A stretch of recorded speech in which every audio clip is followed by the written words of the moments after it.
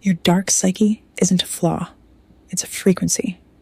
And his soul, whether he can explain it or not, is permanently tuned to it. There's a reason why certain people find each other in the dark, not in the light, not through good timing or the right circumstances. In the dark, in the versions of themselves they were never supposed to show anyone. That is the dark psyche. Carl Jung called it the shadow, the part of the self the conscious mind refuses to claim. The desires you've been told are too much. The wounds you've been taught to hide. The kind of love you've been warned is destructive. But the shadow doesn't disappear because you deny it. It finds someone who carries the same shadow, and it recognizes them immediately. Today I asked the cards 3 questions about the obsession living in his unconscious mind, about the wound that made you magnetic to each other before a single word was spoken, and about what is actually happening at the energetic level between your 2 dark psyches.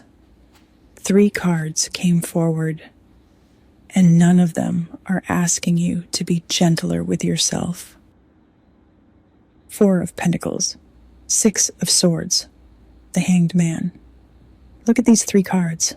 1 is gripping, 1 is carrying, 1 is suspended, waiting, unable to move.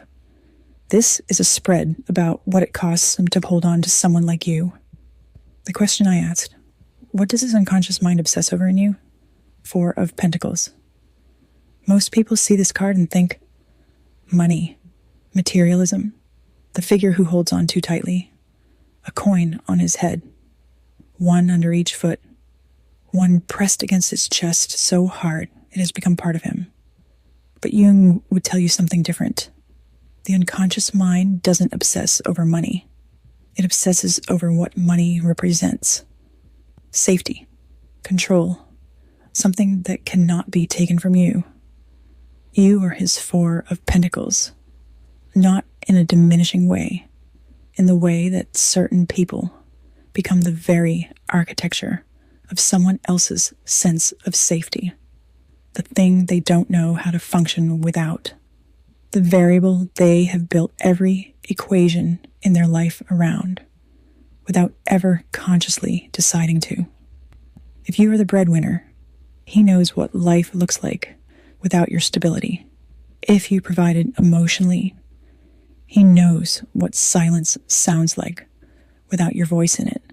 If you simply existed in his orbit, he learned what gravity felt like. And now he doesn't know how to stop falling toward you. He doesn't think about you because he loves you in a simple way. He thinks about you because you are woven into the part of him that he built to survive.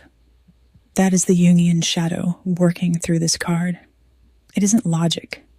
It isn't choice. It is the unconscious, gripping what the conscious mind is too proud to ask for back. The question I asked, why did damaged souls find each other before a single word was spoken? 6 of Swords. Look at this card. A figure in a boat, moving across dark water. And the swords, all 6 of them, planted in the wood, going with them wherever they go. They are not leaving the past behind. They are carrying it. This is wound magnetism. When 2 people have both survived something, the body knows. Before the mind catches up, before introductions are made or histories are shared, something in the nervous system recognizes the specific frequency of a person who has also learned that love is not always safe.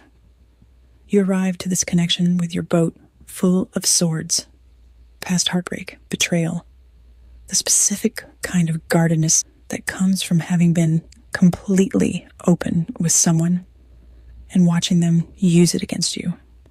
And he arrived with his, and instead of the swords repelling each other, they recognized each other. Because damaged souls don't fear other damaged souls. They fear people who have never been broken. People who don't understand what it costs to stay. Who will leave the moment the darkness shows itself. He knew you would not leave easily, because your swords told him. You understood what it meant to stay anyway. That is why the connection formed before logic could intervene.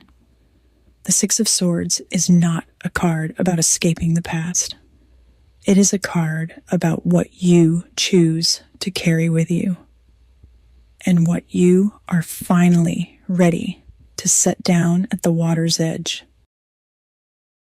The third question I asked: what is actually happening at the energetic level between your two dark psyches? The Hanged Man, suspended, not feeling, not rising, suspended. This is the soul that has arrived at the edge of what control can do and has not yet surrendered. Look at the full spread now. The Four of Pentacles, gripping, refusing to release. The Six of Swords, carrying, refusing to leave it behind. And then the Hanged Man appears and says, this is what happens when two people who both grip and carry try to bond at the energetic level.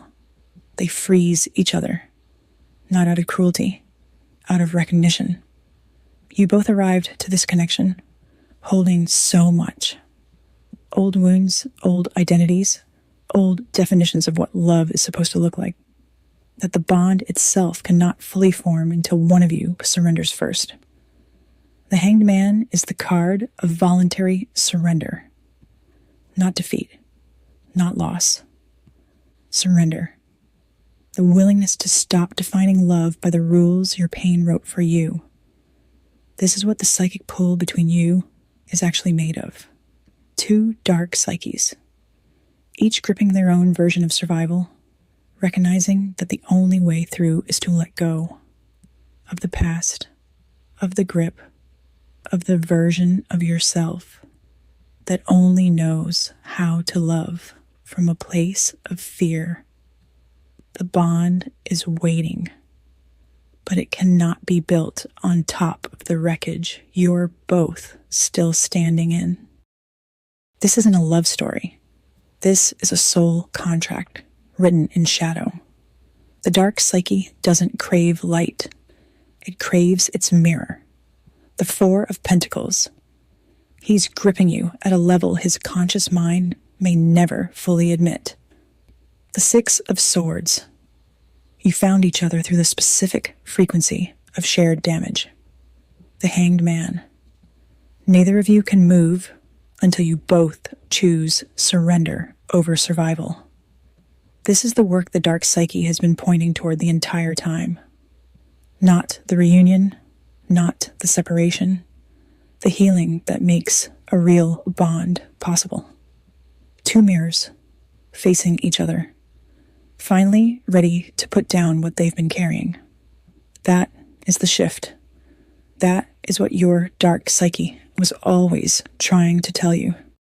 If this reading found you, it was meant to. Drop a comment and tell me. Which card hit you the hardest?